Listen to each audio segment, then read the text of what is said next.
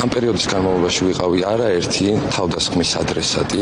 აქედან გამომდინარე აღნიშნული და ხსენებული მიზნების მიღწევისთვის მე საქმიანობას გავაგრძელებ ახალი სტატუსით. ოპოზიციიდან ოცნებაში გადაპორტირებული ლუკა ძაძამიას პოლიტიკური კარიერა ზუსტად 21 დღეში დასრულდა. დღეს თბილისის საკრებულოს ხდომაზე ივანიშვილის გუნდში გადაბარგებულ ახალგაზრდას სადეპუტატო მანდატი შეუჩერეს. სხდომას ლუკა ძაძამია არ დაესწრო. საკრებულოში მხოლოდ კომენტარის გასაკეთებლად გამოცხადდა და მედიასთან კომუნიკაციის შემდგომ შენობა მალევე დატოვა. თავად ირწმუნება, რომ დეპუტატობაზე უარი საკუთარი გადაწყვეტილებაა და საკრებულოდან არავის გაუგდია. თუმცა ამბობს, რომ გარკვეული მიზეზები არსებობდა, რის გამოც სადეპუტატო მანდატზე უარი თქვა. ჩემი შეხედულებები და ჩემი პოზიცია არც ერთ მხრივ არ შეცვლილა. ანუ ქართული ოცნების გულმხურვალე მხარდამჭერად რჩებით, ხო? არა, რამდენჯერმე შეიცვალეთ პოზიცია აქციებზე დადიოდით, ანტისამთავრობო მიტინგში იღებდით მონაწილეობას და ამიტომ ვაზუსტეთ. გინდ საზოგადოებრივ, გინდ პოლიტიკურ პოზიციას არაფერი არ შეცვლილა. რჩები როგორც ჩემი გუნდის, ასევე პირველ რიგში ჩემი სამშობლოს ერთგული. არადა ლუკა ძაძამია ის ახალგაზრდა, რომელიც რუსული კანონის შემოღების გამო ქართულ ოცნებას აკრიტიკებდა, მონაწილეობდა რუსთაველის გამზირზე საპროტესტო აქციებში. არქივი ინახავს მის საჯარო კომენტარებს, როგორ ამხელს ძაძამია ოცნებას ადამიანების ფუნდამენტური უფლებების დარღვევაში, თუმცა დღეს ეს ყველაფერი ვეღარ გაიხსენა. ქართული ოცნების გუნდში ვიყავი და ქართული ოცნების გუნდიდან წამოსვლაზე არავინ არ საუბრობს. მაშინაც იყავით რუსთაველის გამზირზე რომ გამოდიოდით? როდის იყო ეგ თუ შეიძლება რომ? ერთი წლის წინ დაახლოებით. 2024 წელს თქვენი ინფორმაციით საქართველოში ვიმყოფებოდი?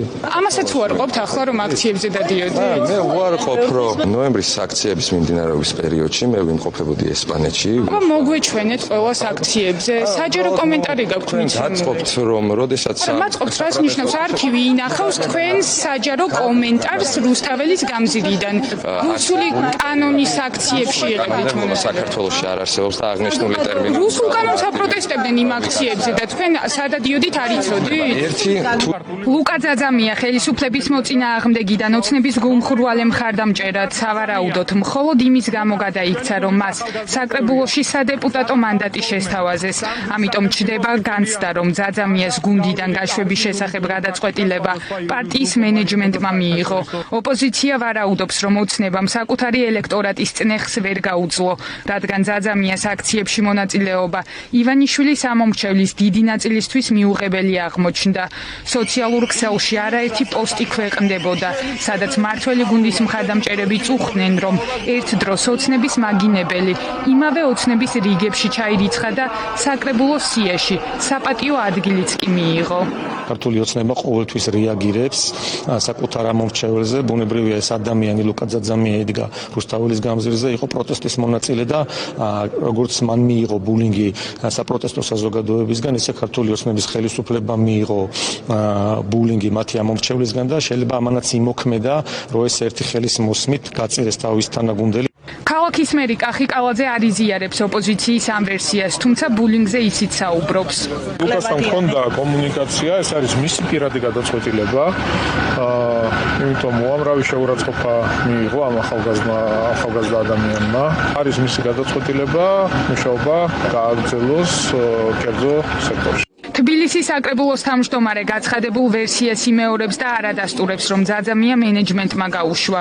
ზურა აბაშიძისთვის არც ისაა საეჭვო, რომ საკრებულოს 21 წლის დეპუტატმა მანდატი 3 კვირაში დატოვა. იმდენად უნდოდა პოლიტიკაში მოსვლა საკრებულოს დეპუტატობა, რომ გადაბარგდა ქართულ ოცნებაში. ჩვენ გვახსოვს, რომ მის თვეების განმავლობაში რუსთაველის გამზირზე დადიოდა, კრიტიკულ მედია არხებს კომენტარებსაც აძლევდა, აპროტესტებდა ქართული ოცნების ქმედებებს. შემდგომ უცებ შეიცვალა აზრი, იმიტომ რომ უნდოდა საკრებულოში. და ახლა 21 დღეში ისევ გადაიფიქრა, რამდენ დამაჯერებელია ეს. ვიცით რა, მე ვერ დაგარწმუნებთ ახლა იმაში, რას განცდებით და ხელმძღვანელობდა ლუკა.